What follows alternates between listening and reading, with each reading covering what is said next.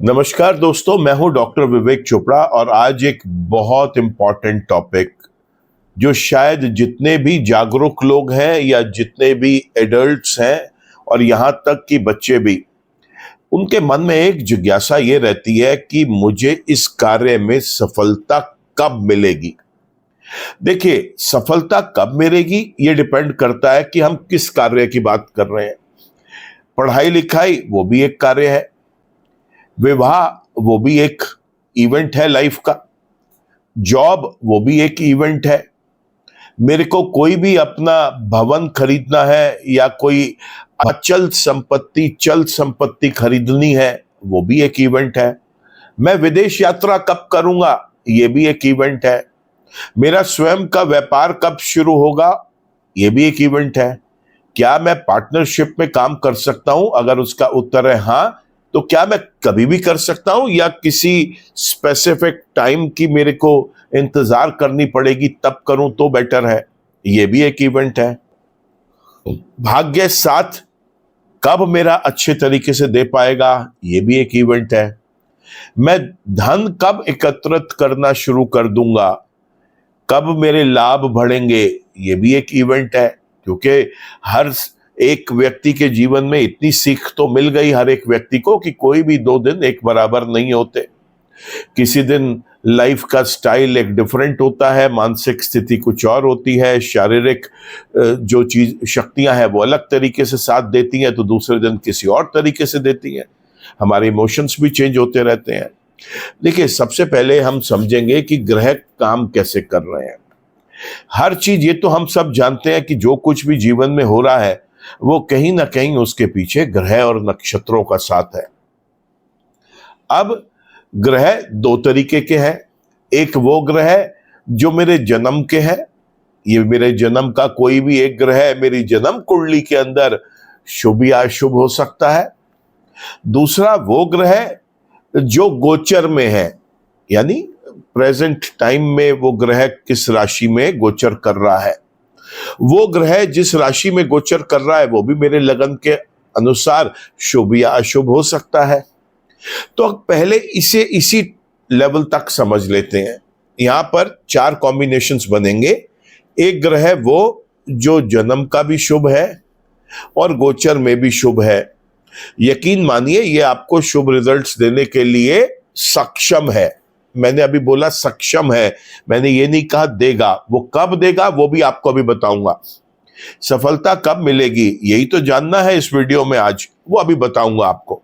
दूसरा ऑप्शन कि जन्म का तो ग्रह वो मेरी जन्म कुंडली में, लगन कुंडली में, जिसे नेटल चार्ट बोलते हैं, बर्थ चार्ट बोलते हैं, वहां तो अच्छा है, लेकिन गोचर में खराब हो गया।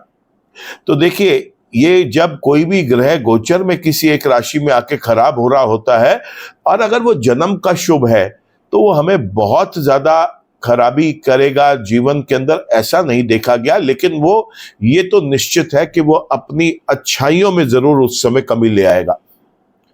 अब देखते हैं उस ग्रह को जो जन्म का ही अशुभ है और गोचर में शुभ चल रहा है। देखिए, जो ग्रह जन्म से ही आपके लिए डिक्लेयर हो गया कि वो नेगेटिव है, यूं मान के चलिए कि वो जीवन के अंत तक कभी भी अच्छा तो आपके लिए करेगा ही नहीं। अगर गोचर में वो किसी अच्छी राशियों में गोचर कर भी रहा होगा तो वो केवल अपनी अशुभता में कमी लेके आएगा। आप ये ना सोचें कि वो कोई आपको शुभ रिजल्ट्स देने के योग्य हो जाएगा। और आखिर में उस एक तबाही का जिक्र कर लेते हैं जिसमें ग्रह जन्म का भी अशुभ है और गोचर में भी अशुभ है। इसे मैंने पहले ही बोला तबाही, क्योंकि ये चेतावनी है कि ये जो ग्रह जन्म का भी अशुभ, गोचर में भी अशुभ, ये आपके लिए बहुत ज्यादा अशुभ फल दे सकता है। लेकिन कब देगा ये फल, तो एक बात आज आप समझ लें। वैसे मैं हर वीडियो में समझाता आया हूं कि ग्रह केवल और केवल अपनी दशाओं में ही फल देते हैं। फिर वो चाहे जन्म के या गोचर के कितने ही अच्छे बुरे कॉम्बिनेशन बनाए, अगर उस ग्रह की आपके जीवन में महादशा, अंतरदशा प्रत्यंतर दशा या सूक्ष्म दशा नहीं चल रही है तो उसका बहुत ज्यादा इम्पैक्ट आपकी लाइफ में नहीं आएगा। अब बात करते हैं कि वो सफलता कब मिलेगी। तो इतना तो आप समझ गए होंगे कि सफलता को हासिल करने के लिए ग्रह का, जन्म का भी और गोचर का भी शुभ होना बहुत जरूरी है, और साथ ही साथ उस ग्रह की या तो महादशा हो, अंतरदशा हो, प्रत्यंतर दशा हो और सूक्ष्म दशा हो, ये भी बहुत जरूरी है। ग्रह उस समय पीड़ित भी ना हो, ये भी बहुत जरूरी है। शुभ ग्रह कई बार सूर्य से अस्त हो जाते हैं तो अपने अच्छे रिजल्ट्स नहीं दे पाएंगे, या वो किसी राशि में है तो शुभ लेकिन किसी ऐसे अशुभ ग्रह के बहुत क्लोज कंजंक्शन में, बहुत पास बैठे हैं कि दूसरा ग्रह उस ग्रह के ऊपर ज्यादा हावी हो रहा है, और वो जो दूसरा ग्रह है वो शत्रु ग्रह है। ऐसे में भी शुभ कॉम्बिनेशंस बनने के बावजूद हमारे को शुभ रिजल्ट्स यानी सफलता नहीं मिल पाती। अब इसे और विस्तार से समझते हैं। हम सब जानते हैं वैदिक ज्योतिष या जिसे हम पराशर ज्योतिष बोलते हैं, वहां पर हम केवल ग्रह और नक्षत्र तक ही अपनी पूरी की पूरी कैलकुलेशंस को सीमित रखते हैं। लेकिन जब हम कृष्णमूर्ति पद्धति, जिसे हम केपी ज्योतिष बोलते हैं या केपी एस्ट्रोलॉजी बोलते हैं, वहां जाके समझा चीजों को, तो उन्होंने ये बड़े क्लियरली वहां पर इस चीज को प्रूव किया है और समझाया है कि ग्रह अपने रिजल्ट्स नहीं देते, ग्रह जिसके नक्षत्र पे हैं उसके रिजल्ट्स देंगे, जिसके उपनक्षत्र पे हैं उसके रिजल्ट्स देंगे। वहां ये क्लियरली समझाया गया है कि ग्रह से बली यानी ग्रह से ताकतवर नक्षत्र होता है और नक्षत्र से ताकतवर उपनक्षत्र होता है। और वहीं हम एडवांस लेवल पर अगर जाकर देखें, जहां पर हम बात करते हैं CIL एस्ट्रोलॉजी की, जिसे हम बोलते हैं कस्पल इंटरलिंक्स एस्ट्रोलॉजी, वहां पर हम एक और लेवल आगे पहुंच जाते हैं। जैसे केपी ज्योतिष में हम ग्रह, नक्षत्र और उपनक्षत्र के लेवल तक ही पहुंचे, लेकिन CIL के अंदर कस्पल इंटरलिंक्स में हम ग्रह, नक्षत्र, उपनक्षत्र और उपनक्षत्र, हम इन सभी लेवल्स तक चेक करते हैं चीजों को। और यहां माना जाता है कि ग्रह से ताकतवर नक्षत्र है, नक्षत्र से ताकतवर उपनक्षत्र है और उपनक्षत्र से ताकतवर उपनक्षत्र है। अब कभी भी आप ग्रहों को देखें, उसके साथ साथ उसके भाव को, जो कुंडली के 12 भाव हैं, वो भी किसी नक्षत्र, किसी उपनक्षत्र, किसी उपनक्षत्र पे बेस्ड है, और उस राशि का स्वामी एक स्पेसिफिक प्लैनेट होता है। तो आपको बहुत ज्यादा ध्यान से समझना है कि सफलता कब मिलेगी, कैसे मिलेगी, इसके लिए व्यक्तिगत कुंडली का विश्लेषण करवाना अति आवश्यक है। मान लीजिए किसी व्यक्ति को मैरिज करनी है, तो यहां पर दूसरा, 7वां और 11वां भाव जो है, इसका एक्टिवेट होना और इनके स्वामी का एक्टिवेट होना बहुत जरूरी है, और उन ग्रह की दशाओं के बिना विवाह संभव ही नहीं है। फिर चाहे ये दशाएं आपकी महादशाएं हो, चाहे फिर वो अंतरदशा हो, प्रत्यंतर दशा हो या फिर सूक्ष्म दशा हो, तो आप यूं मान के चलें कि ये चीजें सबसे पहले आपको देखनी है। दूसरा, अब यही विवाह अगर हमें ये देखना है कि प्रेम विवाह होगा या नहीं, यानी लव मैरिज अगर हमें देखनी है, तो उसके साथ कुंडली का 5वां भाव भी एक्टिवेट होना बहुत जरूरी है। तो यहां पर हमें दूसरे, 5वें, 7वें और 11वें भाव का पूरा रिजल्ट चेक करना है। उन भाव के स्वामी भी स्ट्रांग होने चाहिए, वहां के नक्षत्र भी स्ट्रांग होने चाहिए, और दशाओं के अंदर उनके कोऑर्डिनेट्स जो हैं वो आपको एलिजिबल दिखने चाहिए, योग्य दिखने चाहिए, तभी संभव है।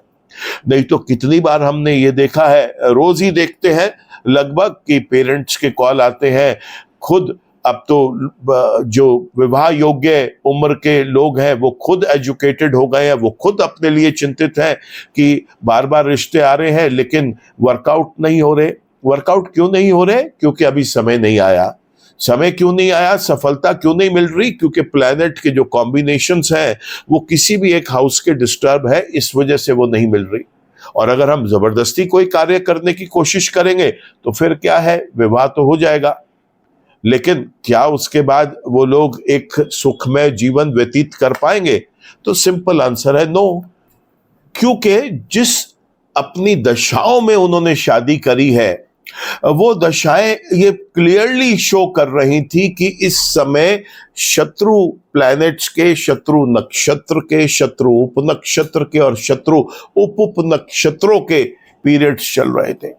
तो अगर जबरदस्ती हमने फोर्सफुली या बिना किसी कुंडली को मिलाए विवाह कर भी दिया तो जब नेक्स्ट टाइम रीएक्टिवेशन होगा उन इंडेक्सेस का तो वहां पर कोई ना कोई कॉन्फ्लिक्ट शुरू हो जाएंगे, और कॉन्फ्लिक्ट शुरू हो जाएंगे तो आजकल तो लोग बहुत ज्यादा जिसे कहते हैं एक क्रुएल्टी के साथ या हार्श डिसीजंस लेने से भी पीछे नहीं हटते, ना लड़का और ना लड़की। आजकल के टाइम में तो जिसे कहते हैं पेशेंस वो किसी के अंदर भी नहीं है, और ऐसे में बहुत ज्यादा चांसेस आपने देखा होगा अगर हम इसे कंपेयर करें आज से 30 साल पहले जो डाइवोर्स या सेपरेशन के रेट्स हुआ करते थे और जो आज डाइवोर्स या सेपरेशन का जो परसेंटेज रेट चल रहा है वो कहीं ज्यादा बढ़ गया है। क्यों? क्योंकि लोग लव मैरिजेस की तरफ ज्यादा तवज्जो देते हैं, हॉरोस्कोप्स को प्रॉपर्ली मैच नहीं कर पाते, सफलता कहाँ मिलेगी विवाह में। ठीक इसी प्रकार ही अब हम चर्चा कर लेते हैं शिक्षा से संबंधित। अब शिक्षा से संबंधित लोग सबसे बड़ी जो भूल कर रहे हैं आज की डेट में वो ये है कि ज्यादातर जो विद्यार्थी हैं वो अपने आसपास के बच्चों को देख के, अपने फ्रेंड्स को देख के अपनी करियर स्ट्रीम्स या बाकी चीजें फाइनल कर रहे हैं, जबकि एक बिल्कुल गलत प्रोसेस है। क्योंकि जो दूसरा बच्चा है, जो उसका साथी है, एक अच्छा फ्रेंड है, क्लासमेट है, उसके एक डिफरेंट सेट ऑफ प्लैनेट्स हैं, उसके एक डिफरेंट इंटरेस्ट हैं। वो बच्चे ये क्यों नहीं समझते कि जब उनकी ईटिंग हैबिट्स डिफरेंट है, जब उनका फैशन के जो कॉन्सेप्ट्स हैं जो अपनी बॉडी पे अडॉप्ट करते हैं अपने क्लोथ्स के अंदर वो डिफरेंट हैं, जब उनकी चॉइसेस मूवीज की और म्यूजिक की डिफरेंट हैं, तो वो क्यों ये फॉलो करना चाहते हैं कि मेरे दोस्त ने फला कोर्स के अंदर या उस एक स्ट्रीम के अंदर उसने अपनी सोची है अपना करियर बनाने की, तो मैं भी उसी के साथ ही चलना चाहूंगा। सफलता अगर आपको चाहिए तो आपको सबसे पहले अपने एजुकेशन इंडेक्सेस को चेक करना है। वहां पर आपके जीवन में आने वाले ग्रहों की दशाएं चेक होंगी और उसके अंदर यह देखा जाएगा कि कौन से ग्रह, कौन से भाव आपको ज्यादा सपोर्ट कर रहे हैं। शिक्षा आदमी दो ही रीजन से लेता है, एक वो चाहता है कि वो खुद का कोई एक बिजनेस स्टार्ट करे या वो फिर जॉब करना चाहता है। शिक्षा के पीछे मुख्य उद्देश्य यही है। फिर कुछ महिलाओं के केस में, गर्ल्स के केस में उनका इंटरेस्ट ना एक जॉब की तरफ ज्यादा होता है ना बिजनेस की तरफ होता है, सिर्फ इतना होता है उनके लिए कि वो दे शुड फील एजुकेटेड, उन्हें शिक्षित होना जरूरी है। ऐसे फील्ड में भी आपको ये चीज जरूर चेक करनी चाहिए कि आपके लिए वो कौन से ऐसे क्षेत्र हैं जिसमें आप एक बेटर परफॉर्मेंस अपनी दे सकते हैं। सफलता तो उसी क्षेत्र में मिलेगी ना जो आपके ग्रह, नक्षत्र, उपनक्षत्र और उप नक्षत्र आपको अलाउ कर रहे हैं। काफी लोग मैंने देखा है कि ग्रेजुएशन के बाद पोस्ट ग्रेजुएशन की तैयारी करते हैं और पोस्ट ग्रेजुएशन के बाद हाईएस्ट क्वालिफिकेशंस अचीव करने के लिए एमफिल, पीएचडी, डॉक्टरेट सिर्फ ये सोच के कि दूसरे किसी कजन ने या किसी फ्रेंड ने किया मैं भी करना चाहता हूं। आप कम से कम ये तो देख ले कि 5वां घर, 9वां घर के जो अपने इंडेक्सेस हैं, कोऑर्डिनेट्स हैं और जो प्लैनेट्स उन हाउसेस को गवर्न करेंगे या जो उस राशि के स्वामी हैं, जो दशाएं जिन प्लैनेट्स की चल रही हैं, क्या वो भी सपोर्ट कर रहे हैं या नहीं कर रहे। ऐसे में बहुत सारे विद्यार्थी आपको इस तरीके के मिलेंगे या रिसर्च स्कॉलर्स ऐसे मिलेंगे जो आपको ये कहेंगे कि उनकी 3 साल 4 साल 5 साल की रिसर्च को 8 साल 9 साल हो चुके हैं, वो इनकम्प्लीट ही है। और शायद अब तो यूनिवर्सिटीज ने एक बेंचमार्क कर दिया है कि आपने अगर इतने दिनों में अपनी रिसर्च कंप्लीट नहीं करी या आपका ये क्वालिफाई नहीं हुआ तो फिर आपके लिए वो चीज़ें टर्मिनेशन की तरफ चली जाती हैं। तो समझना ये है कि सफलता कब मिलेगी? सफलता तब मिलेगी जब आप अपने ग्रहों को, अपने नक्षत्रों को, उपनक्षत्रों को, उप नक्षत्रों को समझकर उसी लाइंस को फॉलो करेंगे। आप किसी डेस्टिनेशन पर जाते हैं तो वहां पर आपने देखा होगा कि आप एक गूगल मैप यूजुअली यूज करते हैं। जब आपको नहीं पता होता डेस्टिनेशन पर पहुंचने का सबसे शॉर्टेस्ट रास्ता क्या है या फिर कैसे पहुंचा जाए, तो आप एक गूगल मैप की सहायता लेते हैं जिसके अंदर आपको इंस्ट्रक्शंस दी जाती है कि आपको कहां से लेफ्ट कहां से राइट मुड़ना है। कई बार आप देखते हैं कि जिस एक नॉर्मल रास्ते को आप रोज फॉलो करते हैं, गूगल उस दिन आपको एक डिफरेंट रास्ता अलाउ करता है, आपको सजेस्ट करता है कि इस रास्ते से जाइए। कई बार गूगल खुद आपको बीच में जिस रास्ते से भेजना चाहता है वहां से आपको यू टर्न करवा के किसी एक लंबे रास्ते से भेजता है, क्योंकि वो देखता है कि आगे कहीं विघ्न बाधाएं आ रही हैं। आपका एक एस्ट्रोलॉजर जो है, आपका एक जो कंसल्टेंट है, वो आपके लिए ठीक एक वैसे ही गाइड की तरह वर्क करता है, जो आपको ये गाइड करता है कि आपको जिस डेस्टिनेशन तक पहुंचना है वो आप भले ही एक लॉन्ग रूट अपनाएं, लेकिन वो क्या होना चाहिए और कब होना चाहिए। सफलता तो तभी मिलेगी जब ग्रह और दशाएं और नक्षत्र आपको सपोर्ट करेंगे। अब मान लीजिए कि कोई एक कैंडिडेट है और वो चाहता है कि वो गवर्नमेंट एग्जाम क्रैक करे, कोई भी आईएएस का एग्जाम क्रैक करे, यूपीएससी या कोई भी इंश्योरेंस के क्षेत्र में, बैंकिंग के क्षेत्र में या किसी भी स्टेट गवर्नमेंट की कोई जॉब के लिए अप्लाई करना चाहता है। वो इसलिए कर रहा है क्योंकि और भी उसके कॉलोनी के, उसके रिलेटिव्स या उसके जो दूसरे मित्र हैं, सहपाठी हैं, वो सारे के सारे कर रहे हैं। आपने कितनी बार देखा है उसमें से कितने लोगों का सिलेक्शन होता है? मेरे ख्याल से अगर इस परसेंटेज को देखा जाए तो चौंकाने वाले आंकड़े हैं, क्योंकि ये 1.25% 1.5% से ज्यादा पहुंच ही नहीं पाते। और कौन है ये वो 1.25% लोग? ये 1.25% लोग वो हैं जो बाकी लगभग 98-99% लोगों से मार्जिनली 0.01% बेटर परफॉर्म करके आगे चले गए। तो क्या देखा गया यहां पे? सफलता के लिए आपको विरोधी तो हर आपका जो दूसरा स्टूडेंट आपके लिए सेम एग्जाम को अपीयर हो रहा है, वो आपके लिए एक किस्म से विरोधी है, क्योंकि या तो उसका सिलेक्शन होगा या आपका होगा। सीट्स तो लिमिटेड है, ये तो है नहीं कि सभी का ही सिलेक्शन हो जाएगा। तो हमें क्या देखना है यहाँ पर? हमें देखना है यहाँ पर कि हम क्या अपने ओपोनेंट को हराने के लिए और उससे आगे बढ़ के, चाहे एक एज आगे बढ़ के हम जाएं, क्या हम वो पॉसिबली उस काम को कर पाएंगे या नहीं।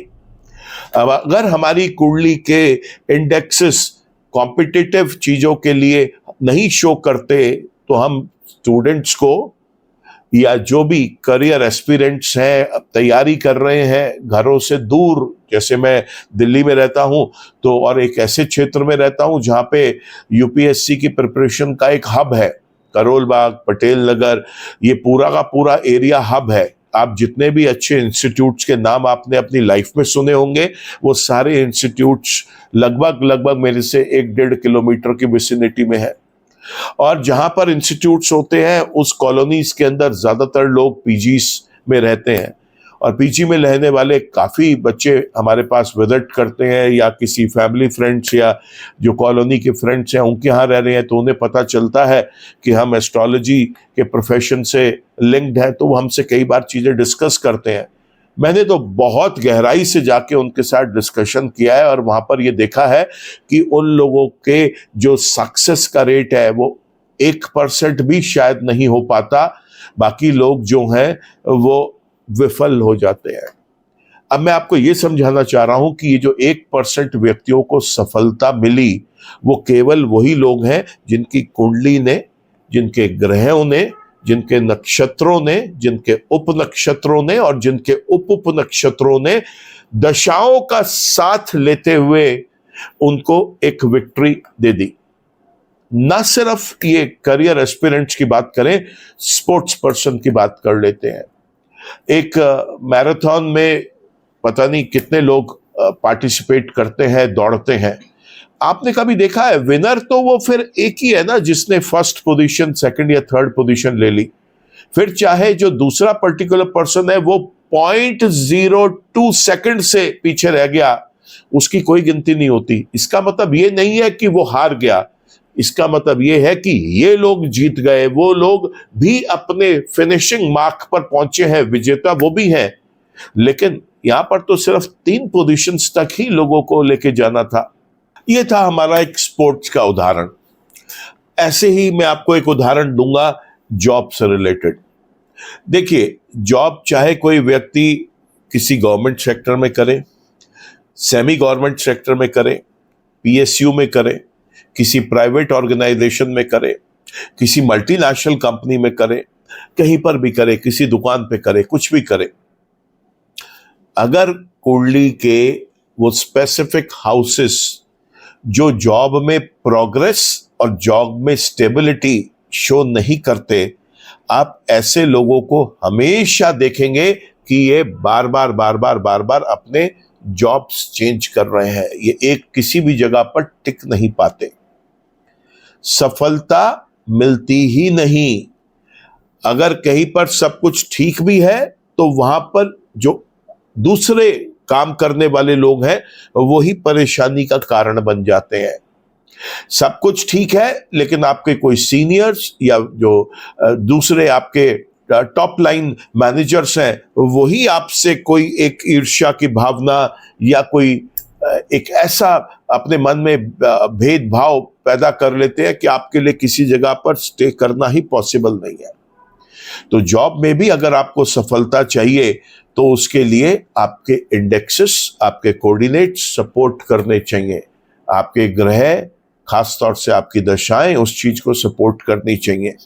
तो जीवन में कोई भी एक आप कार्य करेंगे, चाहे वो विवाह है, चाहे वो शिक्षा है, चाहे वो व्यापार है और चाहे फिर वो कोई भी एक जॉब है, नौकरी है, कुछ भी है, सफलता अगर आप हासिल करना चाहते हैं तो देखिए कि आपको किन क्षेत्रों में अच्छे तरीके से सफलता मिल सकती है, पहला।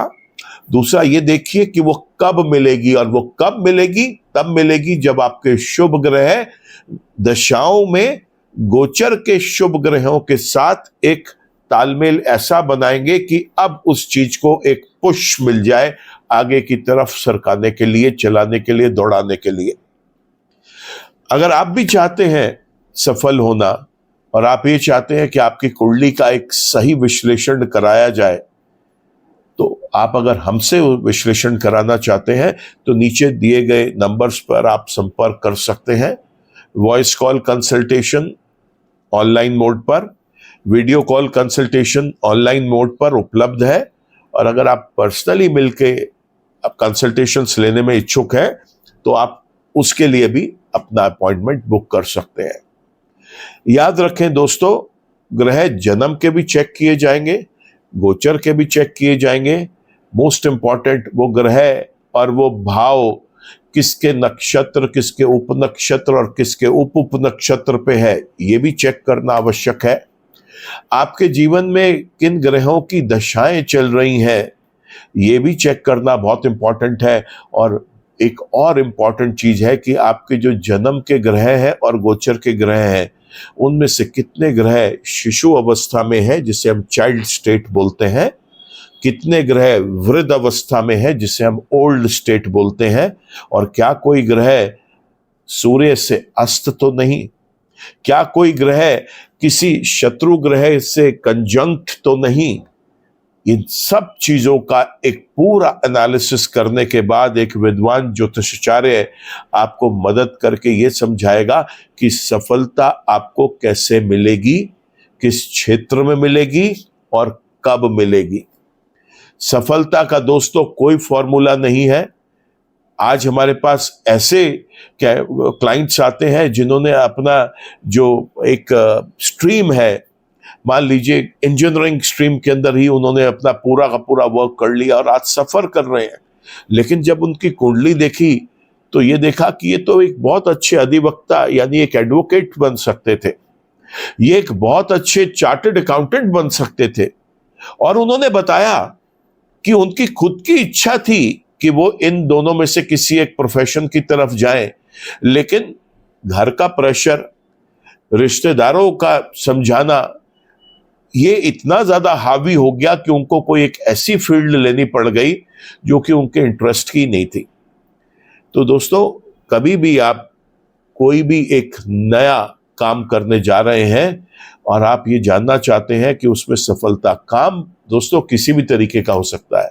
शादी भी एक इवेंट है, बिजनेस भी एक इवेंट है, जॉब भी एक इवेंट है, एजुकेशन भी एक इवेंट है, लाइफ की आपकी कोई भी आप काम करते हैं, एक आपको भूमि भी खरीदनी है तो आपको ये जरूर देखना चाहिए कि वो चल और अचल संपत्ति क्या आपके उस वक्त ग्रह नक्षत्र दशाएं उस चीज को सपोर्ट कर रही हैं। ऐसा देखा गया है कि जिन लोगों ने अपनी चल अचल संपत्ति किसी ऐसे समय में एकत्रित की है जिस वक्त ग्रह शुभ नहीं थे, तो या तो वो चल और अचल संपत्ति उसके हाथ से निकल गई है या फिर विवादों के घेरे में आ गई है। ऐसा भी देखा गया है कि अगर किसी ने कार किसी ऐसे समय पे ले ली जिस समय उसे नहीं लेनी चाहिए थी, वो कार ही उसकी सिरदर्द बन गई, क्योंकि उस कार से या तो कोई एक्सीडेंट हो गया जिसके अंदर किसी का जीवन चला गया और उस व्यक्ति को जेल योग तक का सामना करना पड़ा। यही कार अगर वो शुभ मुहूर्त में लेता, जब उसके ग्रह नक्षत्र उप नक्षत्र दशाएं सपोर्ट करती, तो देखिए कितना शुभ होता। आपने जीवन में कितनी भी उम्र आपकी है, जब से आपने होश संभाला है, आपने देखा होगा कि दिवाली का पूजन भी आपके घर के बड़े लोग या आप लोग पता कर रहे होते हैं कि आज पूजा का मुहूर्त क्या है। मुहूर्त इसलिए इंपॉर्टेंट होता है ताकि हम एक शुद्ध समय में और शुभ समय में उस कार्य को कर सकें। जब वहां हम मुहूर्त देखते हैं तो अपने जीवन के अंदर जो हमारे इवेंट्स होने हैं उसके लिए योग भी तो देख लीजिए। या मुहूर्त नहीं देखना, यहां आपने योग देखने हैं कि आपके ग्रहों के योग क्या है, आपकी दशाओं के योग क्या है, आपके ग्रह नक्षत्र उप नक्षत्र उप नक्षत्र कैसे योग बना रहे हैं और उस समय आपको किस तरफ वो बेटर परफॉर्म करा सकते हैं। इन सब चीजों की जानकारी जरूर रखें दोस्तों। आज के वीडियो में तो केवल इतना ही। वीडियो अगर पसंद आया हो तो अधिक से अधिक लोगों के साथ इसे शेयर करें, क्योंकि बहुत सारे लोग हैं इस दुनिया में जो सफलता के लिए संघर्ष कर रहे हैं और जानते ही नहीं कि गलतियां वो स्वयं कर रहे हैं। वीडियो को जरूर लाइक करना, कमेंट करना, शेयर करना फ्रेंड्स। चैनल आपने सब्सक्राइब कर लिया है तो थैंक यू। चैनल अभी तक आप सब्सक्राइब नहीं कर पाए तो चैनल को सब्सक्राइब कर लें, बेल आइकन को भी क्लिक करिए ताकि कोई भी नया वीडियो अपलोड होता है उसका एक अपडेट आप तक आ सके। ईश्वर आप सबका भला करे दोस्तों। नमस्कार।